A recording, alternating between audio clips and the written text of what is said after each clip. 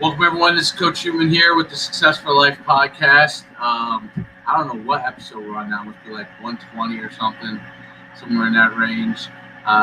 We're really been rolling with the guests. We started off the new season, the fourth season, earlier this week, and now we have another great guest on. Unbelievable week of guests. Midweek, we're here with Dr. Kelly Henry, and he's gonna. We're going to really unpack the art of customer service here and how to be able to deliver it and be able to maximize your profits in your business by delivering that exceptional customer service. And he has a fantastic book. Without stealing all his thunder here, he's got a fantastic book called Define and Deliver Exceptional Customer Service. Dr. Kelly Henry, welcome to the Success for Life podcast. Well, thank you very much, Coach. I really appreciate the opportunity to be on your awesome shows. Well, I'm excited to have you on. This is a thorn in people's side for a lot of businesses, and what do I mean by that? I mean they obviously you're not going to be in business if you don't deliver really good customer service, but managing that as you grow becomes an issue, and every business goes through it. I don't care what they say. There's some point, especially if you're trying to scale. Now, if you're taking on one client at a time, that's a different business. But if you're trying to scale, you're going to have customer service issues. You have to have a plan on how to address it. Before we get into all that, give us a little bit about your background, where you come from, how you got to this point, how you became a doctor, and then we'll go from there. Absolutely. Well, I'm a doctor of chiropractic. I practiced for 20 years, basically in New Mexico. I was fortunate to be able to build up two very successful clinics, and I did that on the basic premise of providing great customer service. And so in 2018, I decided to retire and sell out my practices, and decided to pivot and shift gears, become a coach and consultant in the area, obviously, of customer service, and help businesses improve that area, implement the processes and the procedures, and then reap the massive benefits from doing so. So that's where I am now, and love what I'm doing at this point, helping these businesses grow in their customer service arenas. So did you learn all those things while operating your chiropractic? A lot of the lessons that you have within customer service, does it come from that business? Tell me a little bit more about that. It does. The vast majority does. And what's funny is I basically backed into even having this premise of providing great customer service in my clinics. The area, the community we lived in New Mexico, when we first moved there and I started my practice, smaller community, established businesses, not much competition. And a lot of these businesses, not all of them, but there were a handful of them that you had to deal with, and they could care less how they treated you. Their idea of customer service is they flipped on the light, opened the doors, and you had to do business, and they could ignore you. They could treat you however they wanted. And I hated that. That just bugged the crud out of me. So I just made a decision early on when we moved to this community that my clinics were going to be different. And we were going to value my patients. Well, lo and behold, when you start doing that, the patients start communicating and saying, hey, we just love coming in here and how you treat us. And I started seeing the impact it was having just from starting that out, and really piqued my interest. So I started studying it more and understanding it better and implementing better practices and trial and error. And so that 20 years of accumulated knowledge and trial and error that I utilized and that I learned and I dealt with in my own businesses, I now teach and preach and coach businesses on what to do in that regard as far as doing better with their customer service.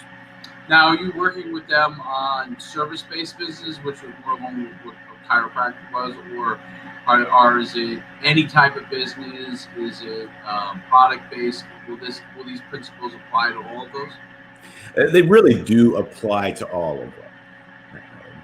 Customer service, it's valuing the customer. So if you have a customer, these principles are really going to apply. Now, for me personally, what I tend to want to work with or like to work with or function better with working with service-based businesses.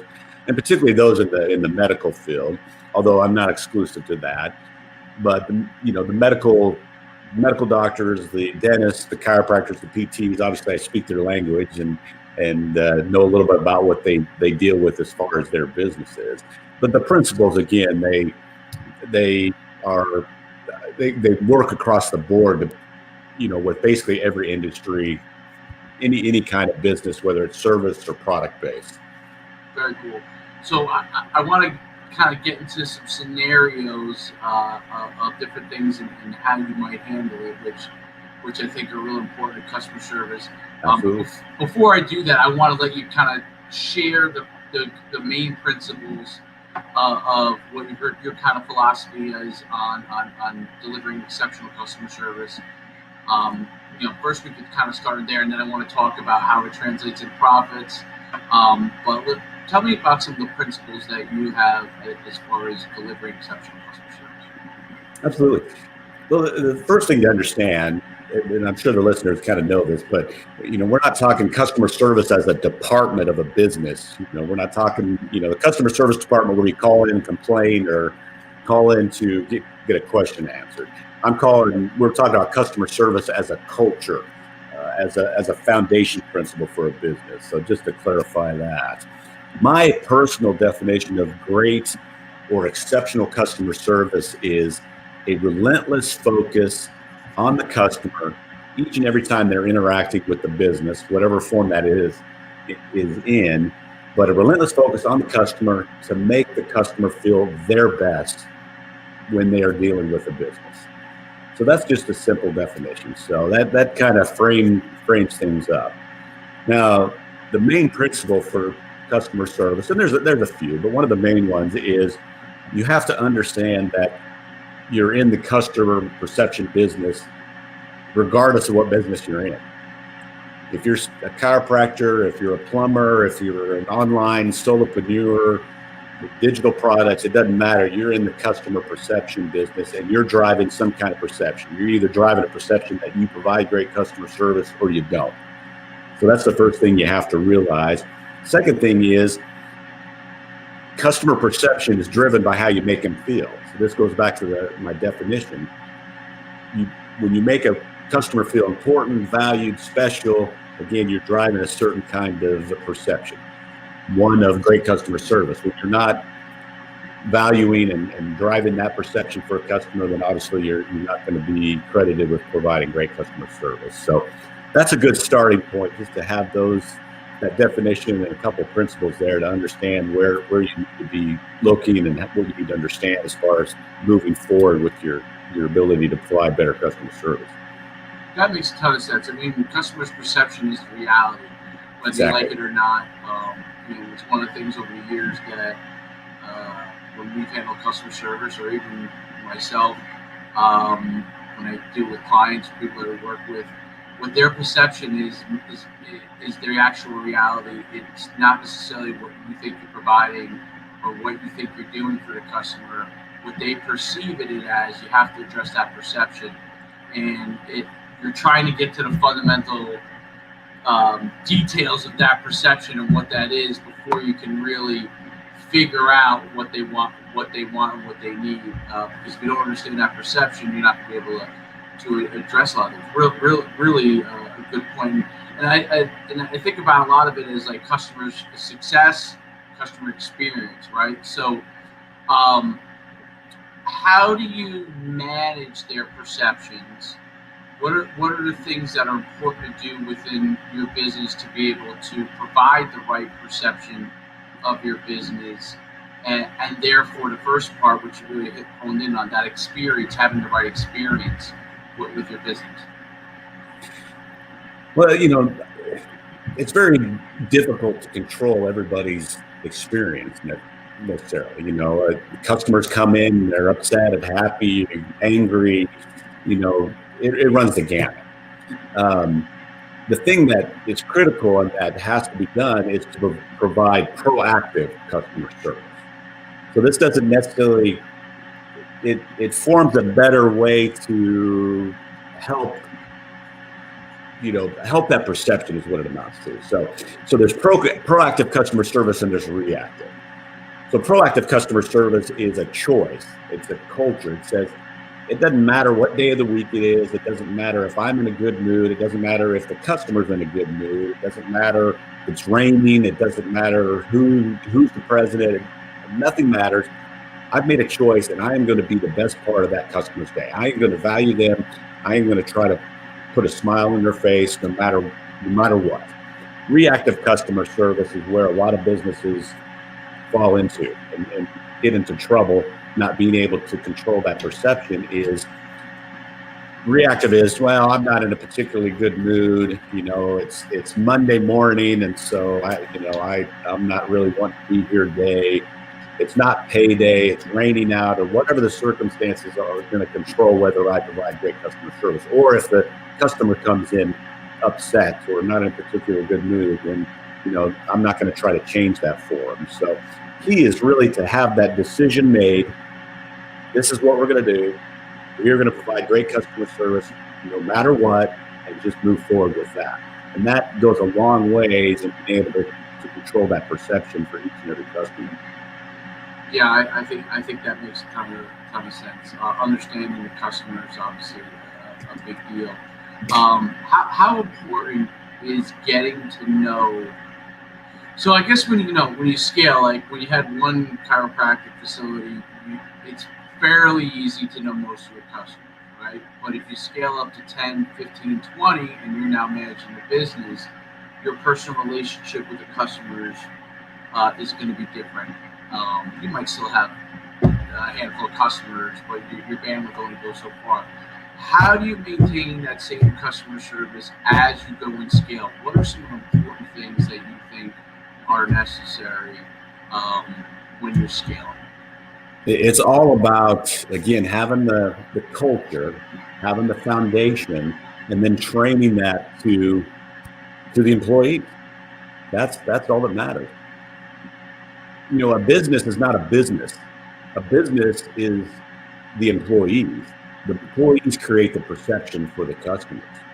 And so that's what has to go right along with the scaling process, the training and that core concept of great customer service to each of the, to the new franchises or to the new business or whatever the case may be. That is so critical. And that's what, fortunately, I was pretty decent at doing. But that's where a lot of businesses, again, fall short. Where, like you mentioned, that first business was great and we had great relationships and things were great. But then those principles that help create those relationships don't get moved to the next, to the satellite business or to the franchise business. And so it has to be, again, great customer service has to be a foundation and a culture, and that culture just goes from business to business to business as you're scaling through. But it goes through the employees, and that's the critical factor. They have to feel it, they have to know it, they have to own it to be able to execute it. And I like to call it more. I almost think of it more as like client success than customer service, because I think you're right that when you hear customer service, first thing people think about is, calling up the person who handles quote unquote customer service and screaming and yelling at them because they screwed something up or the company screwed something up. But obviously client success, you're trying to create, successful experience with you and making sure they get to where they want to go. That upfront training, and to me, one of something that leads that perception is, I don't know if you ever see any of these like short Chick-fil-A. They're all over TikTok now, and these videos where they're sprinting alongside the car, training them to be able to deliver wherever they need to deliver faster. All these different kind of things. To me, that's a glaring example of them saying, we will do anything to help our customer. And obviously that's part of their culture, Chick-fil-A. Yep. and it holds into their franchise model, which is vastly different than every other franchise model in fast food.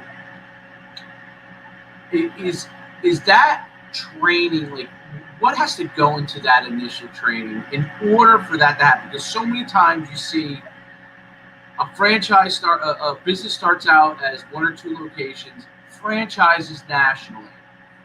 Starts out, the first 20 or so are good, and then when it gets to 50 to 75 to 100, next thing you know, you see within 10 years or so, they're out of business and they're retracting, or their product or isn't as good. You see it a ton, obviously, in food industry. The food isn't as good, right? So, like, so what has to be done up front to ensure as you continue to grow? Like, what type of training, what are some of the key components that you think are necessary? You bet. Well, first of all, again, and I've mentioned this a few times, I hate to beat a dead horse, but it's got to be a culture. It's got to be a foundation principle that, is just, this is a core piece of this business, right, that is going to be placed in each and every business as we scale out. Right. And if you lose sight of that, like you mentioned, 5-10 years down the road, what happened? Why aren't we as successful as we once were? For Right. some reason, that principle gets watered down and or maybe shifted to the side, and it's just not quite as important. So again, it's got to be that core piece that is never compromised. As far as the employees go, a key component is hiring the right employees. My number one rule for hiring, and this doesn't equate across the board because you may need more technical people, but if we're talking Chick-fil-A, you want to hire attitude first.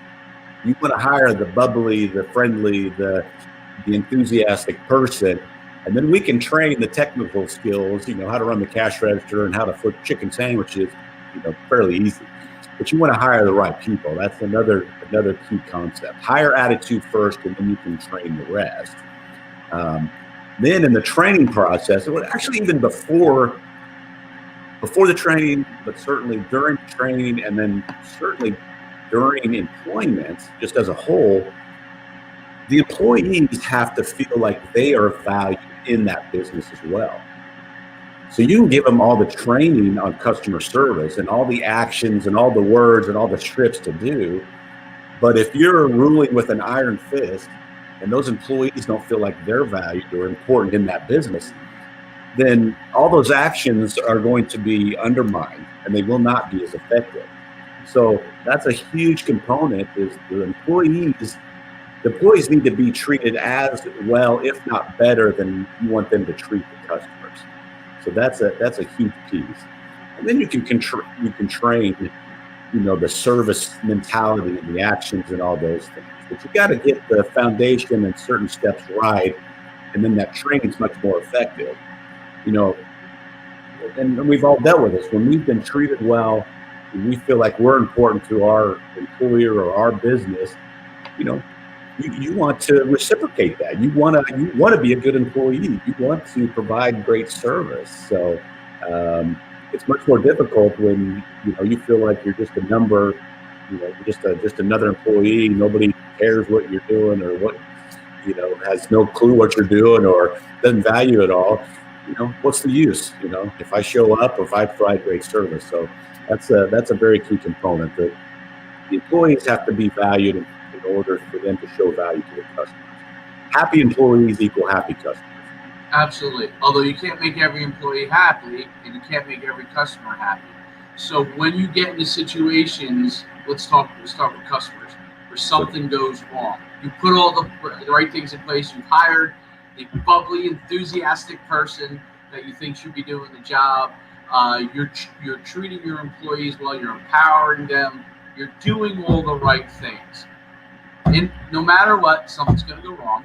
Absolutely. And when something goes wrong, what are the things that you think are necessary for those employees and I guess management to handle it and put it in a positive situation? You bet. There's a couple of things that make a huge difference in the customer's eyes if you do it correctly when the business drops the ball. Like you mentioned, it happens. I mean, it's just human nature. It's the nature of business. Not everything goes perfectly, so you've got to be able to handle it correctly. First thing is to apologize and own up to the issue, the problem, and take responsibility of it. And it doesn't matter, the last thing you need to do is play the blame game and shirk responsibility, and that's goes back to the employees and creating a proper culture that's a team culture. That, yeah, Susie may have dropped the ball, but I'm not going to blame Susie. We're on the same team, so I'm just going to say, hey, we dropped the ball, and I'm going to take care of it, and we're going to do it to your satisfaction. So that's key. Take responsibility, apologize as quickly as possible, and not play the blame game. So nobody wants to hear that. That just puts, that just makes you look bad. The second thing is to do it quickly and to resolve the issue quickly as possible. Customers really key into that. When a business will own up to the problem and then they try to resolve that problem as quickly as possible, that makes a huge difference for a customer in their perception of what's going on, and really even giving you more credit for your customer service when things are done very quickly. So those two are key factors when the business drops the ball. And oddly enough, like I just mentioned, a customer who has a problem, but then the problem is resolved, it's apologized for, it's taken responsibility for from a business standpoint, those customers will actually have a higher level of customer loyalty. They'll be the ones that are really the mouthpiece for the business and, fight to the death before they leave you because their problem was taken care of to their satisfaction, and the business did it quickly and really made them feel valued through that situation. Very good point. And I think that's those are difficult things too that happen with scale, because you start to have more issues, and that's where the ball gets dropped. Again, I think with scale, there has to be some sort of plan there. Where does technology fall into all of this? As far as providing good customer service that you want to have, where does technology fall? And the reason why I ask is, obviously, we're on Facebook and Google. Try and contact Google and Facebook and see what happens, right? Now, they're two of the largest companies in the world. Right? Now, if you go to Tesla, you're going to get great customer service, right? So it's a different type of product, right? So it's a product that, someone's spending $50,000 to $70,000 or more on a car, they're going to spend that money. You're going to have a bigger plan in place. Google or Facebook, they have all kinds of products they sell, but they already have your attention, so they are going to do everything through technology. Where does it fall? How do you know how much you need to use? You know what I mean? And where does technology fall into all of this from a customer service standpoint? There's two ways I like to look at using technology and technology in general as far as customer service. One is people love fast. Consumers love fast. So from that aspect of things, if you can leverage technology in whatever form or fashion for your business where you make it more convenient and can make it quicker for a consumer to do business with you, then by all means, utilize it. That works wonders. We live in a microwave society. Everybody wants everything now. We live in an Amazon world where we can make 2 clicks and, an item will be on our doorstep today, if not tomorrow. So we're just trained to be that way at this point in our lives. So the quicker you can function with a customer, deliver a product, deliver a service, more conveniently, the better. On the side of technology in the form of monitoring complaints, monitoring praises, those type of things, businesses need to make sure they're up to speed on the Facebooks and the Twitters and the Instagrams and have pages on all of those so the consumer can look at them, because that's, social platforms are huge, and utilizing that to monitor, sales to some degree, but also complaints and those type of things, and have somebody dedicated to be able to handle those issues.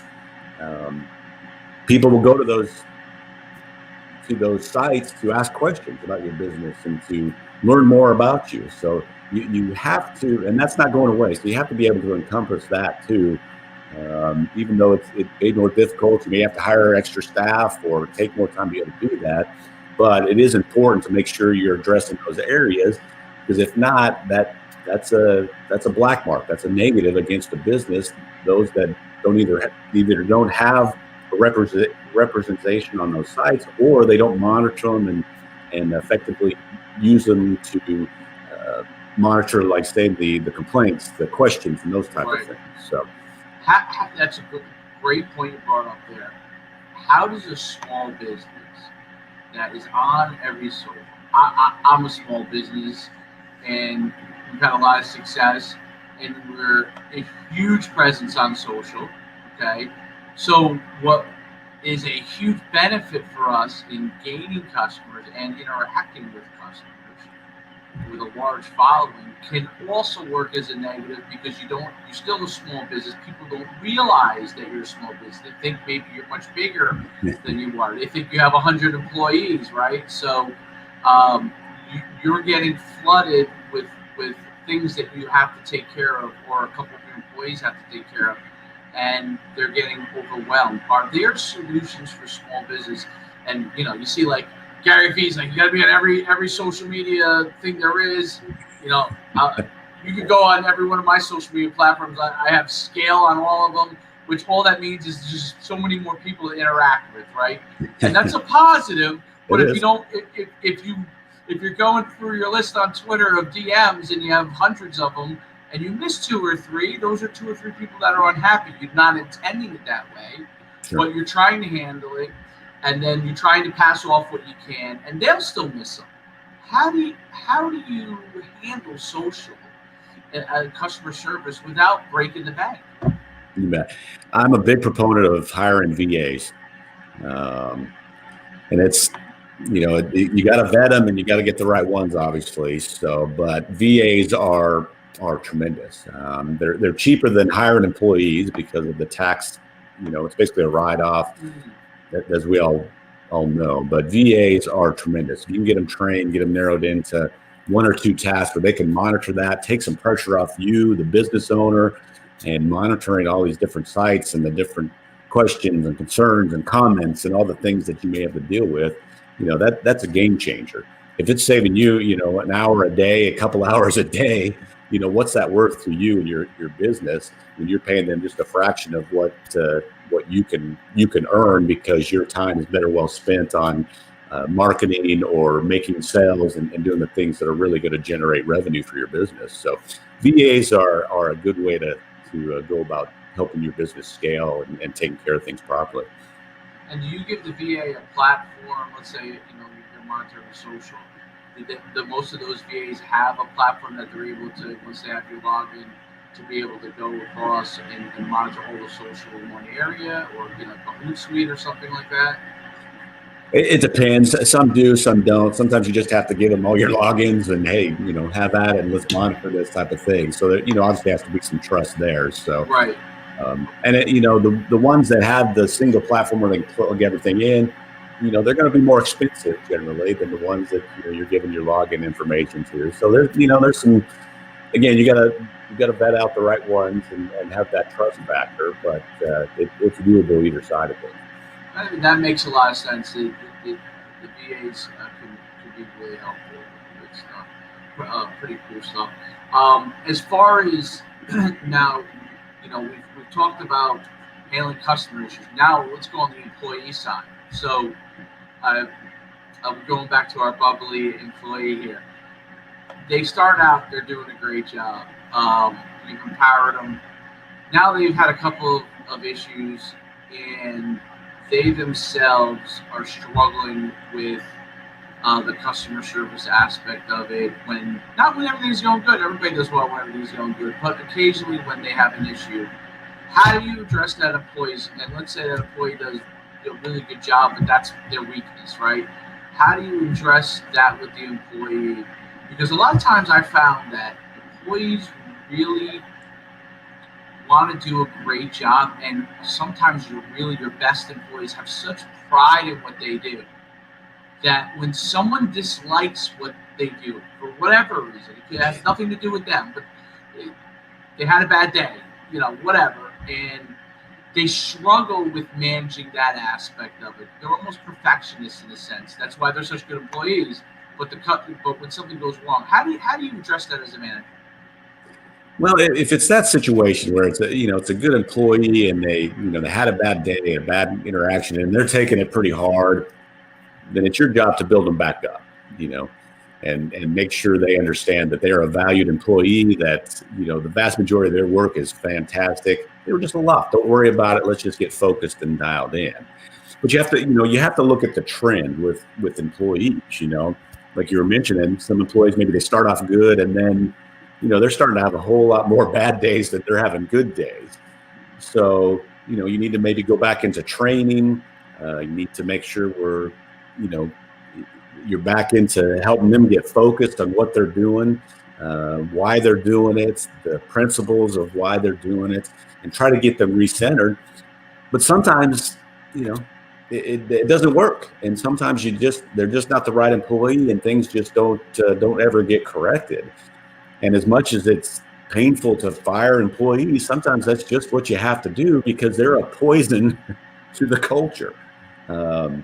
So, it's like one bad apple will ruin the basket of apples. So, and that seems harsh, but if you're really committed to providing stellar customer service, you can't afford to have that one bad apple, because the other employees will see that. And if you're making excuses for that one bad apple and letting them continue to be mediocre, that mediocrity will work into the attitudes of the other employees. So you have to be very careful of that, and you have to be on top of that. And it's okay to let an employee go from time to time when they aren't holding the standard that really needs to be held for great customer service.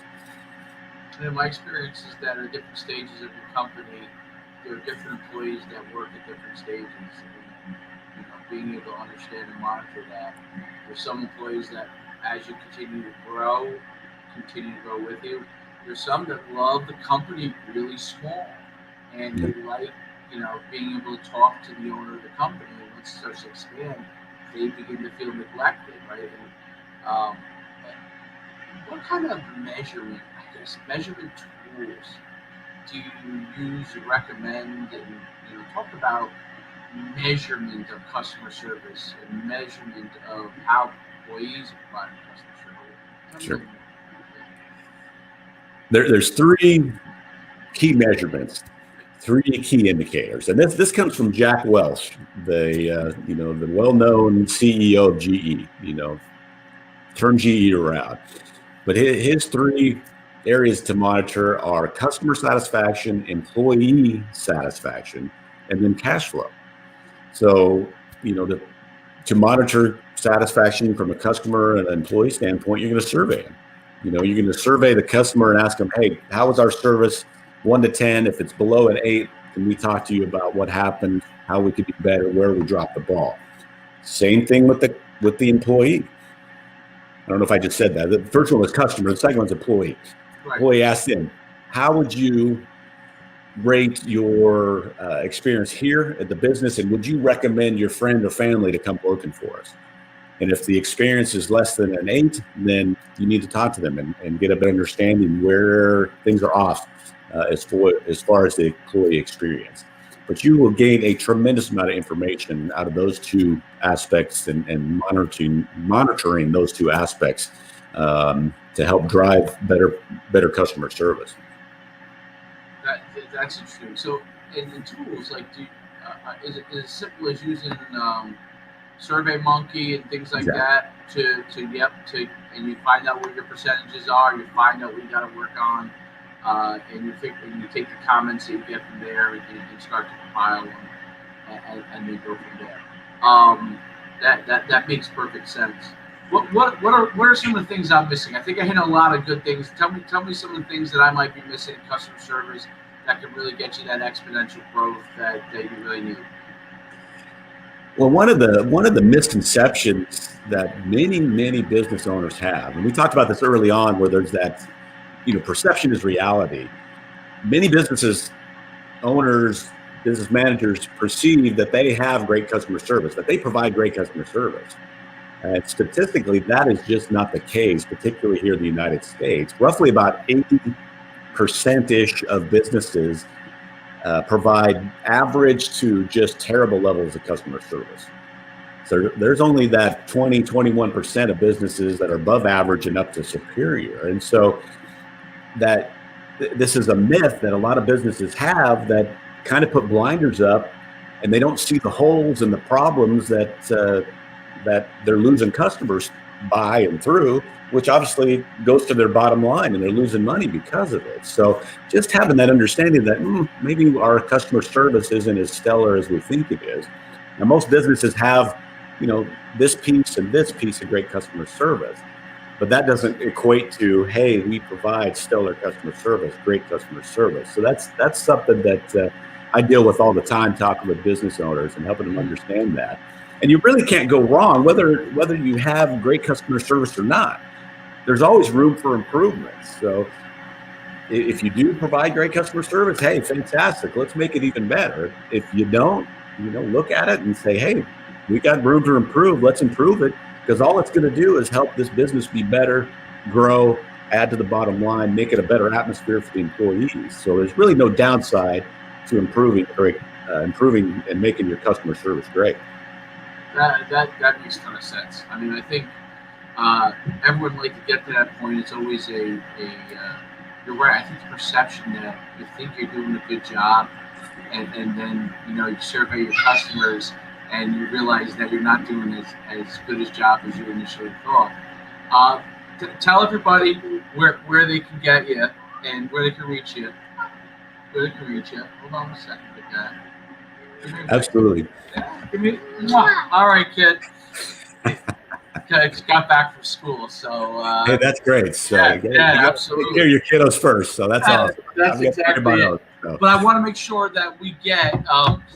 It's funny because I did timed up perfectly when he came home. I had a half day today. So awesome. Where can they find your book? First of all, I think people are afraid to write books on customer service. I love that you have the fortitude to write a book on that, because a lot of people would probably be like, that's a slippery slope. I don't even know if I know customer service that well. But where can they find your book, first of all? Well, to that point, and I'd agree, people are like,